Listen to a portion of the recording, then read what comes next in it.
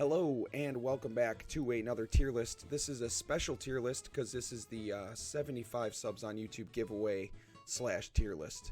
So today, the giveaway here, let's handle that first, friends. We're going to go over here, and here is a list of everybody who commented their favorite stone on the Thanos giveaway. Thank you very much for commenting. Thank you very much for subscribing. And these are a couple of subs from my Twitch. Got a little bonus ad in here at the last minute. So what I'm going to do is I'm going to roll this just one 31-sided dice in roll 20, and then whoever's number wins, we'll be getting. I'll come and contact you, and we'll either give you the Thanos expansion, and if you do have it, if I know you in Discord or something, we could figure something out.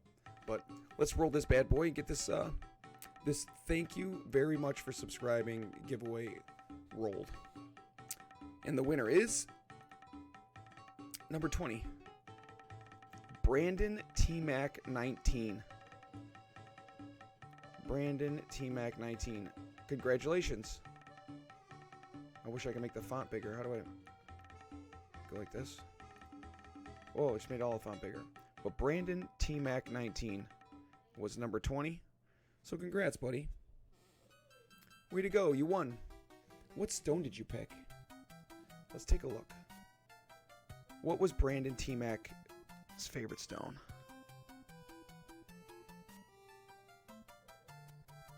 Brandon was the time stone. Well, congratulations. The time stone just got you Thanos. I'll be in contact with you somehow. Do you have your own channel? Let's take a look. For winning, we'll give you a little bonus on my video here. Do you have any videos? No, you don't have any videos. About.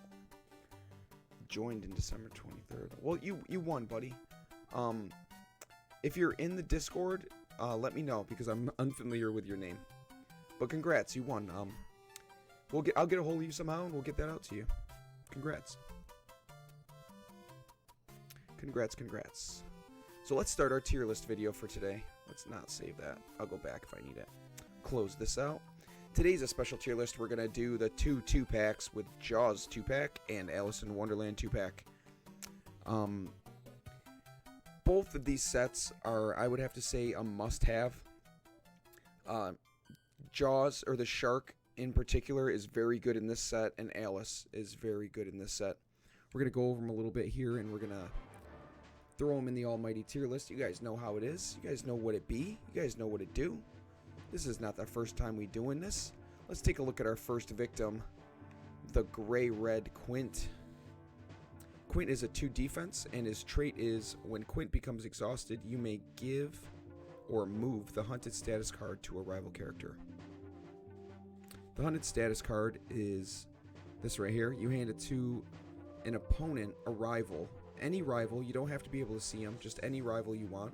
When he becomes exhausted, you hand this card to one of your rivals, and when Quint knocks this character out, the rival you've chosen, the player controlling Quint shifts all gray and red ability tokens on their cooldown track down 1. So it gives you a little bonus. If you know you're trying to set something up at the end of your turn, and he's exhausted, and say your opponent is over here, and you know you're going to be trying to hunt them or come after them, you kind of just give them the hunted status card. And every time he becomes exhausted, you can move it. It doesn't matter. It's not like Arya's list card where they have to attack you to give it or something. It's a pretty easy card to give out. And it gives you that nice little gray-red shift down if you knock that hunted character out. Quint's first ability is a red 4, Farewell and Adieu. Move up to 4 squares towards the rival with the hunted status card. Do a challenge to them. So you kind of have to set this up. You can't really do it your first move because you haven't given out the hunted status card. So once you've given out the hunted status card, you kind of want to play it up. So in order to move toward in this game in Funkoverse, you have to be able to see your opponent. So toward is always needing line of sight, so this wouldn't work. This would though. So if you do have line of sight and you can see your opponent, you're able to move 1, 2, 3, 4 toward them, and then you do a challenge 2. So, I mean, you can close the gap. The best way to play Quint is kind of, you want to wait till you go first if you want to play Quint aggressively. So say you end the round and Quint is your last character, you exhaust him, you hand out this card to your rival in order to kind of set up that farewell and adieu. Because you really don't want to be able to move, you don't want to have to hide and then move 2 in order to move 4. Because that challenge 2 really is weak. You really want to give yourself at least 2 shots to knock somebody over. So farewell and adieu is pretty good. Move 4 toward and then challenge 2, but it's not as good as like Faceless Assassin or something. Let's look at Can Crusher. It's a 3 gray, range 3, challenge 2. Roll 1 extra dice for each of your status cards on the target. Okay, so it's a range 3, challenge 2. And if, say you're playing somebody else with a status card, say you have like Arya on your team, and this is Arya's list card, you can throw statuses at a rival, and the more statuses you stack on that rival, the more extra dice you add for Can Crusher. So without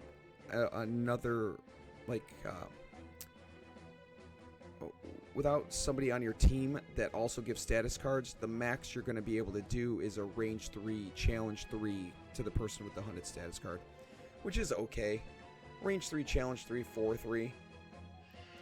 I mean, it's not amazing, but it gives you a little action. I mean, so say you're here, you can play this in combo with Farewell and Adieu.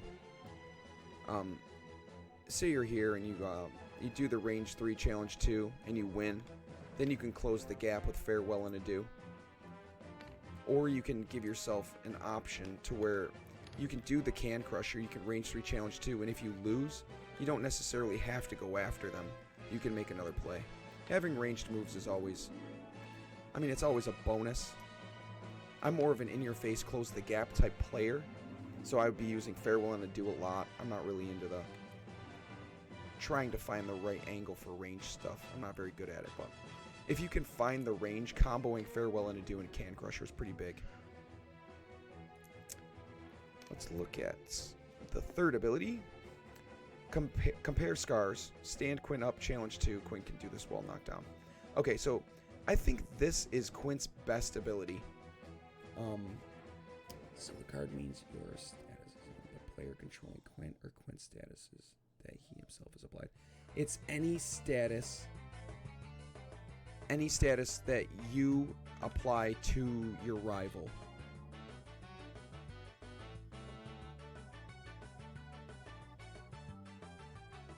Right? For each of your status cards. So I would think yours would mean your team. But I guess it could also mean like Quint's personal status cards, could it not?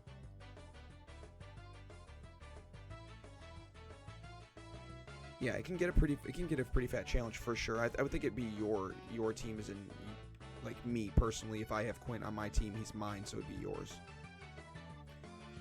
So compare Scars, stand Quint up, challenge 2. This is his best move, where Batman can stand up for 1, making it a 3 cost. Really, it's a bonus to have that challenge 2. So say Alice comes up and challenges you, knocks you over, and is not able to knock you out. Being able to stand up and challenge is huge, because normally most characters just are able to rally, but to be able to spend a token, stand up, and challenge to maybe put the fight that was once in your opponent's favor back in yours, and it gives you an extra. If you win that challenge 2, you got one more ability or one more like option to basic challenge, or you can do one more thing. So stand up, challenge, and then you get another ability. Maybe you want to run. Maybe you knock down your opponent, or maybe you stand up and you fail. You still got a chance, you can still run. So, I think Quint is overall pretty good. I would say he's an opportunistic type character, where if you have enough tokens to spend for Can Crusher, maybe you can poke at somebody and use Farewell and Adieu to kind of get lucky with that challenge too after you've knocked them over. I think there's better close the gap characters. I like Agritsuko a little bit better, but I think maybe Compare Scars is better than Agritsuko's helpful Ritsuko move. But still, Quint's fairly good. All right, let's look at our second character, the Shark. The Shark is a 4 defense, the only 4 defense character in the game, and the Shark begins the game with a Shark status card. If the Shark emerges or submerges, flip the status card to the appropriate side. If the Shark would be knocked down, knock it out instead. So the Shark never gets knocked over. There's no knockdown Shark. If the Shark loses, you go straight to the cooldown track. So that's kind of unfortunate, because there's counters to the Shark, like maybe Thanos. Thanos can come up and flip, like just knock you over. And anytime the Shark is knocked over, he would be knocked out instead. So Thanos has an automatic kill, and then Wonder Woman can move with Fight for Justice. She moves 2 and then challenges 1 plus the defense of the rival. So Wonder Woman can challenge 5 on the Shark, which can, I mean, it gives you a 1 dice defense against a huge 4 defense. So, I mean, Wonder Woman and Thanos are immediate counters, but if you're not playing against those two, the Shark is pretty good. Here's the status card, the merge card. If you move the Shark regularly without using one of his abilities, like say you move 2, you submerge yourself. And if you want to emerge without using an ability, if you want to emerge, you have to use an action. You have to use one of your 2 actions to emerge yourself. So while you're submerged, you may not assist, challenge, or interact. So say you were to move 1, 2, and then you're submerged, and then you move another 2, you're still submerged. You cannot take C until you use an action to emerge yourself and then interact, assist, do whatever. So, but while you're emerged, you I don't think you can move. The Shark may not be moved by your opponent. May not be moved. So if you're playing territories and you have the Shark like in the square, he can't be moved out, which is nice. So he has some ups, he has some downs. Let's look at his kit. His first ability is 2 blue, which is a swim, and that's a move 3, and the Shark may emerge. So instead of using two actions to say move 2 and then emerge yourself, you can pay to move 3 and stay emerged. That's his bread and butter right there. You're going to want to do that around the map. You're going to want to set yourself up to where you move 2 and then swim with your second action so you stay emerged. You're not going to want to swim and then move 2 to submerge yourself, unless you really want to be submerged for some reason. But there's really no positive, there's nothing positive about being submerged. You want to be emerged 99% of the time. So moving 2 and then swimming will keep you up above water, as they say. Let's look at his second ability. Blood in the Water is a red 3. Place the Shark adjacent to a rival within 3 squares, or adjacent to any knockdown rival. The Shark may emerge. So, if you're, say you're here, and you gotta move 1, 2, 3, 4 to get in the base, and you're not trying to do all that, and this is your rival, you can just pop up here. You don't have to be able to see him. There's no adjacency or a line of sight type stuff going on with that move. Place the Shark adjacent to a rival within 3. So as long as your rival's within 1, 2, 3 squares, you can pop right up in there, which is huge. It's a very good move. I've used it to where I've had 2 rivals like this, or even like this. That's pretty far, but you can emerge within 3, and then you can. I paid the red 3 twice in a turn, and I've gone all the way across the map. So you can hop and skip between rivals as long as they're within 3. So you go here, make sure you're adjacent within 1, 2, 3 squares, and you can go adjacent all the way over here if you wanted. So as long as you're within 3 squares of a rival, you can go ahead and appear adjacent to them. The second part of this move is amazing.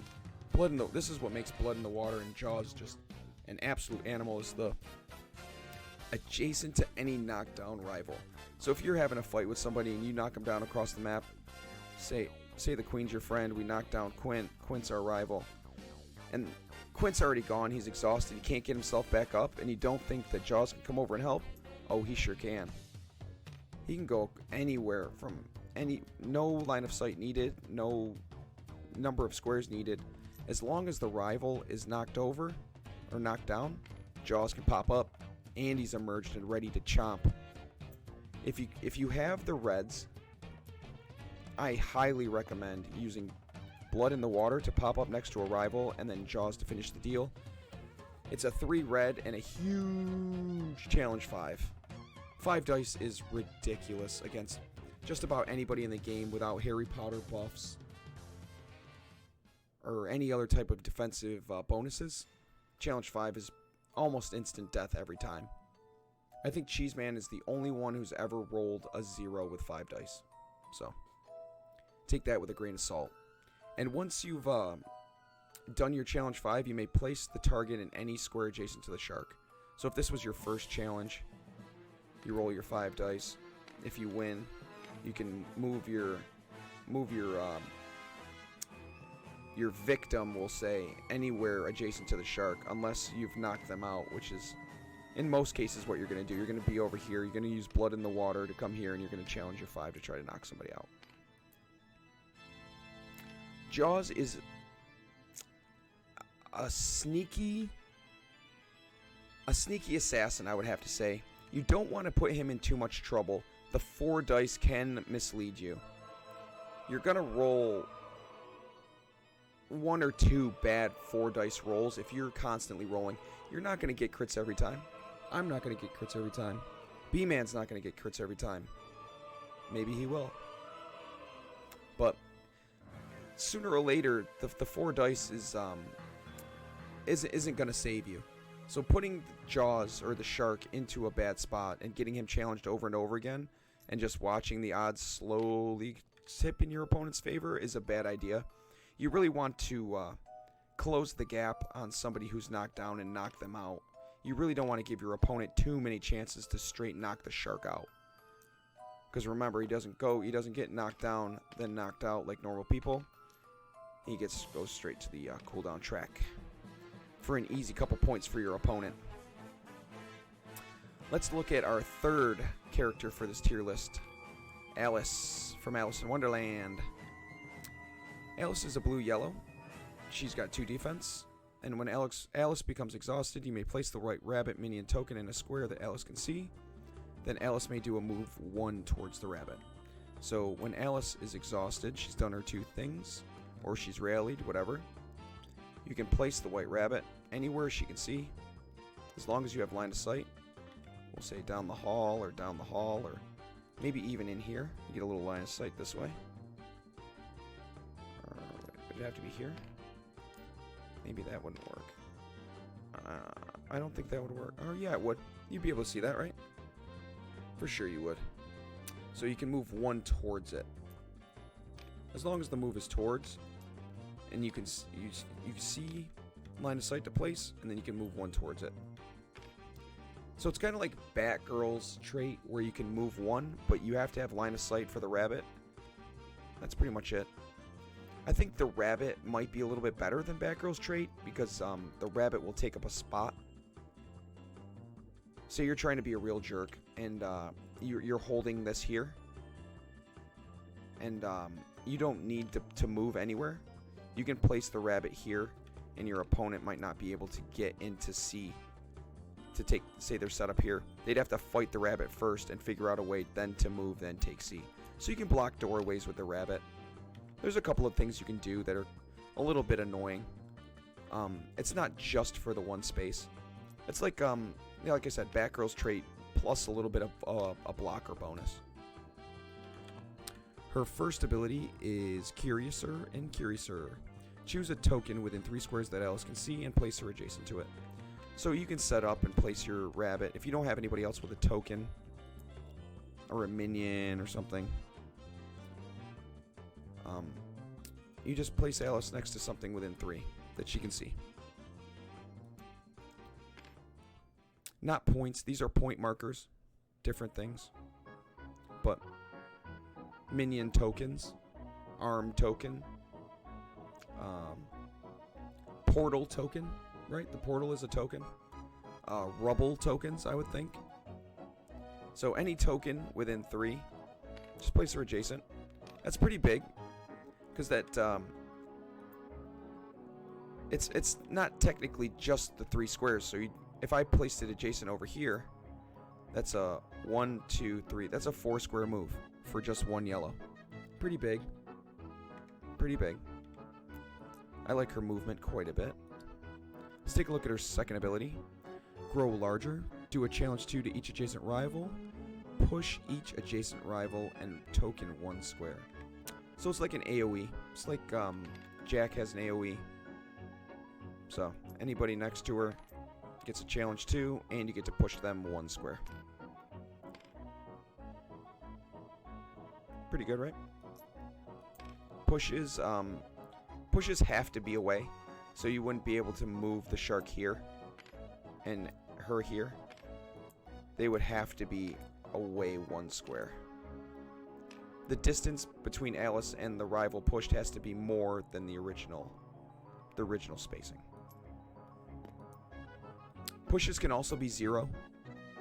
They can be up to 0, so you don't necessarily have to do the push if you don't want to. But you do have the option to push 1 square if you want. Alice's third ability is a blue 2. It's grow smaller. It's a move 2. This may move Alice through rivals and obstructions. So, if you're outside here and you know it takes 1, 2, 3 squares to get in, you can grow smaller to move into the base, into the center area to score. Or if the flag was in here maybe, and you don't want to go 1, 2, 3, 4, you can go 1, 2 right through. And then maybe you can get the challenge off, or you can do something. Grow smaller is really good. Being able to move through obstructions and rivals is pretty big in a flag game. Pretty big in any game type, except for, I mean, maybe leaders. It might not be so big. You're maybe looking for some bigger challenges. But I would say in flags, in control, in territories, Alice is a player. You can definitely take Alice. Leaders, she's a little lackluster. Let's look at our final character for this tier list, the Queen of Hearts. The Queen of Hearts is red-yellow. She's a 2 defense, and her trait is get to the part where I lose my temper. At the start of the game, give the Queen the temper status card. After a rival the Queen can see doesn't interact or assist, place the temper status card on the 2 of your cooldown track and do a basic move or challenge. So, I guess the best way to explain the Queen's trait is if you are playing a lot of game types with interacts or assists like control, where you're changing, you're flipping the control points where she can see you because you're interact or assisting, you get this card a lot. And every time somebody does something, so say the Queen is here, you've got a rival here, and you've got a rival here and here. So Alice would take C, right? They get C. So Alice did an interact. So the Queen would get the temper status card on the 2, and she would get to do a basic action. Say she moved here. So Alice is done, and Jaws decides to help up Quinn.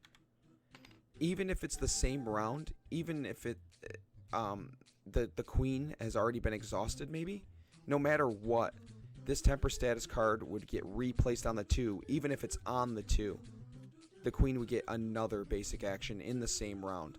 So whenever the Queen sees an interact or assist, this gets replaced on the 2, and she gets another basic action. So at the end of the round, this might go to the 1. She sees another 1, it goes back to the 2. In the same round, if it hasn't gone down to the 1, it stays on the 2, but it gets replaced, and she gets another basic action. So in game types like... In basic game types like...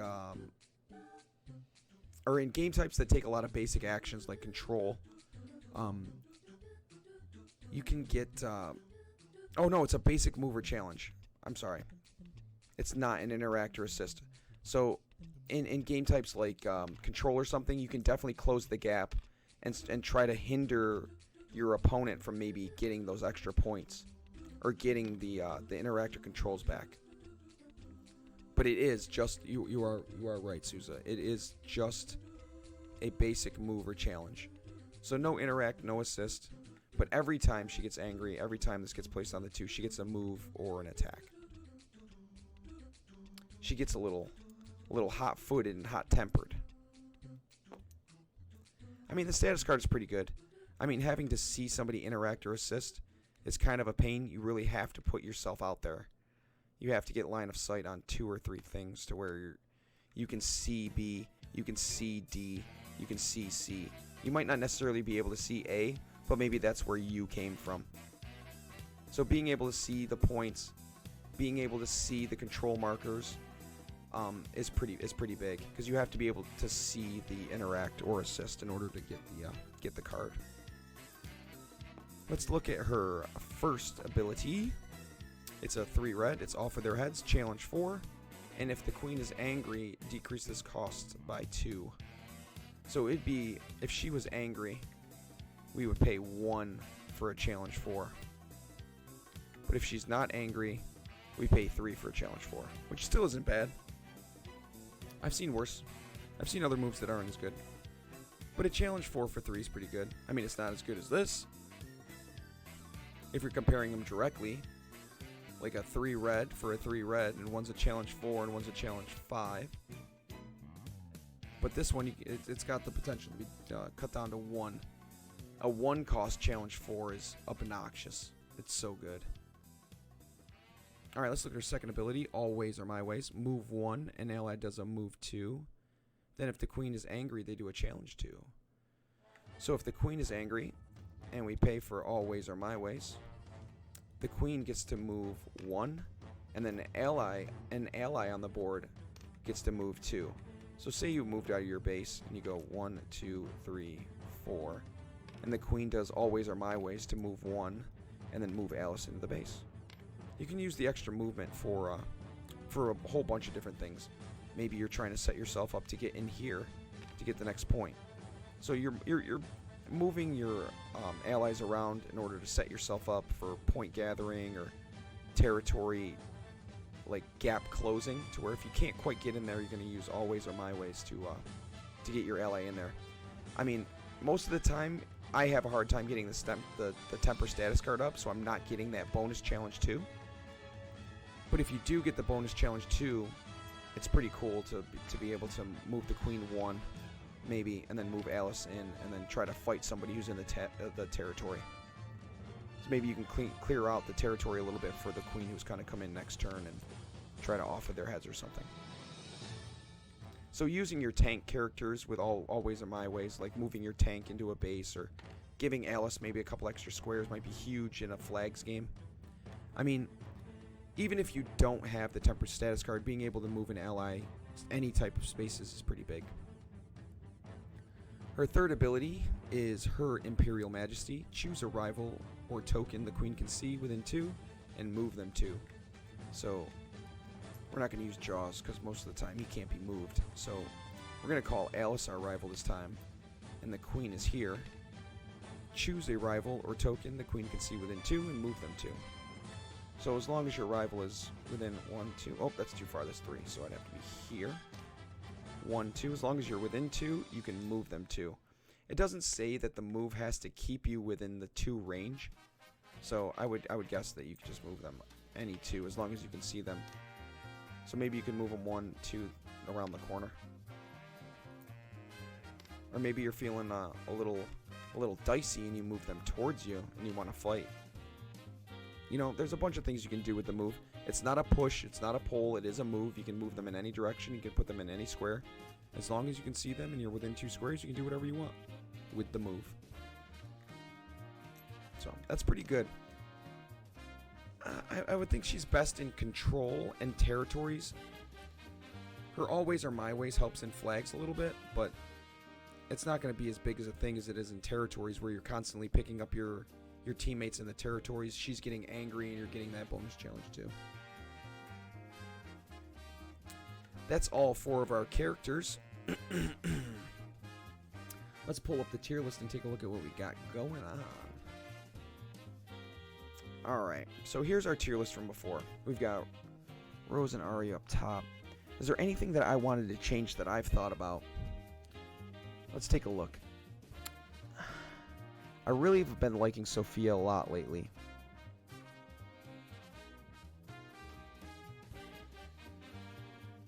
I think I might move Sophia up above Kool-Aid Man. I think I might move Kool-Aid Man down. I love Kool-Aid Man, but he's been kind of burning me lately. I've been finding out how bad he is on maps that don't have like his ability to walk through walls. If you can't use his trait, his moves are good, but he's slow. You can't close the gap. Being able to cut through walls and use his trait is really what makes him good.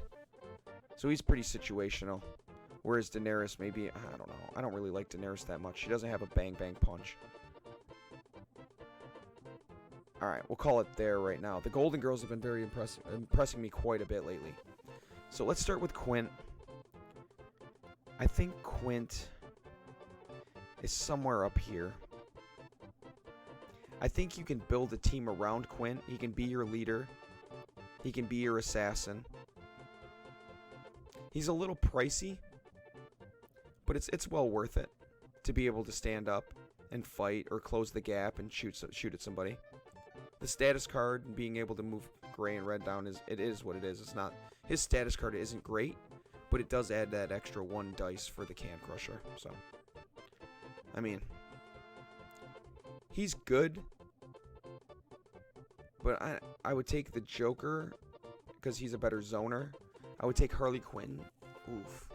Would I take? Do I have this? Maybe move Harley Quinn down here.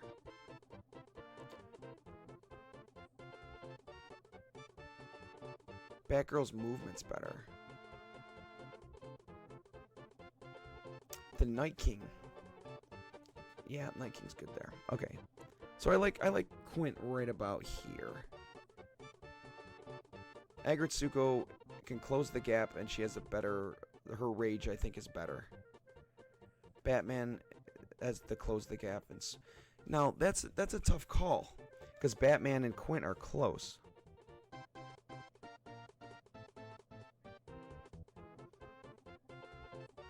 So maybe I'm underrating Quint. Maybe Quint goes here. Why is Harley Quinn so... Because she has the Feign Distress to move people. And she has her stand up and attack ability. Whenever she stood up, she attacks. She's better than you think. Harley Quinn is.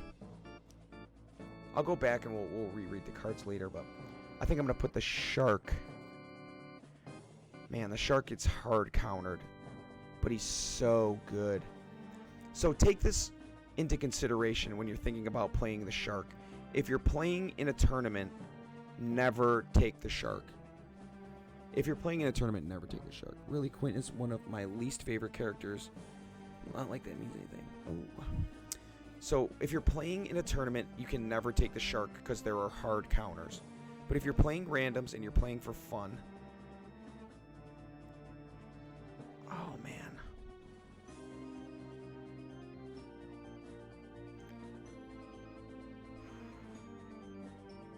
The Shark has better movement than Catwoman and a better challenge than the Cheetah. I think the Shark can go here.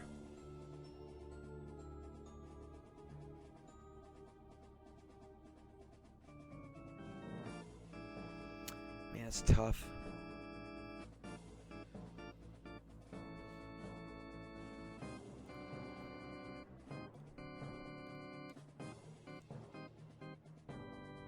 Where was Harley Quinn? Let's look.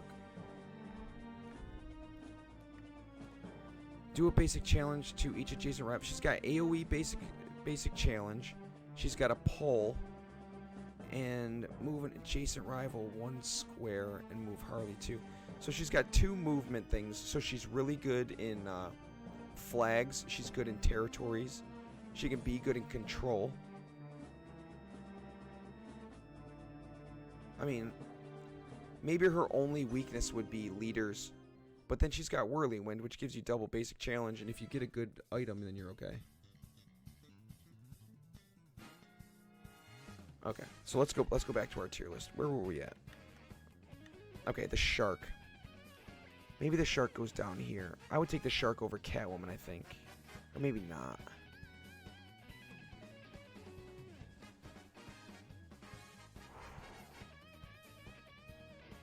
Yeah, I think I take the shark here. He can be dicey. Let's take Alice. I think Alice's movement is top tier.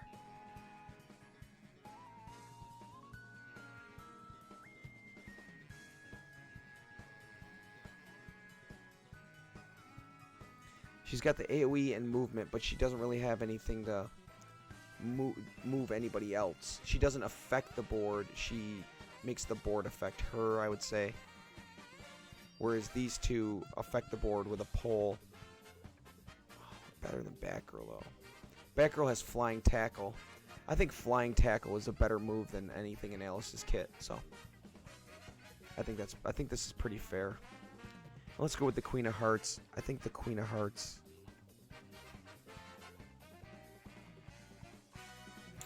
maybe above Thanos.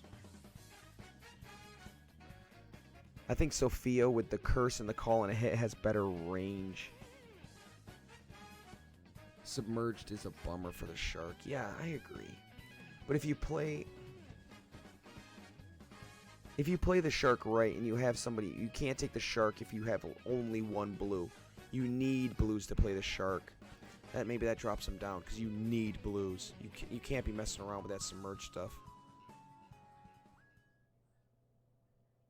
So maybe here. I agree. I'm with you there, Bo.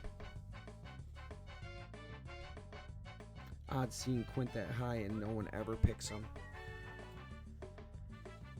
I mean, you look at his kit and it is good. Like, you look at his kit and it is good. A move 4 challenge 2, a range 3 challenge, 3 if you set up the card right, and a stand up challenge 2. I mean, his kit's good. I mean, his trait is what it is. I mean, the status card is a joke. I mean, who cares? You get a gray and you're right and you move it down. Iron Man gets that just for spending it. You don't have to knock anybody out. But, whatever. I just think his kit's good. He's got a good kit. It's a little expensive. It is a little expensive. So let's take one last look at the tier list. This is what I think for the moment. Everything is open for review and change, but just looking at their kits, I think this is a good start. I hope you guys enjoyed. Like, follow, subscribe on this video. Come find me on Twitch. We're live right now. Look at chat's right there. I'll see you in the next video. Lucky rolling. Don't ever forget the lucky rolling, JD.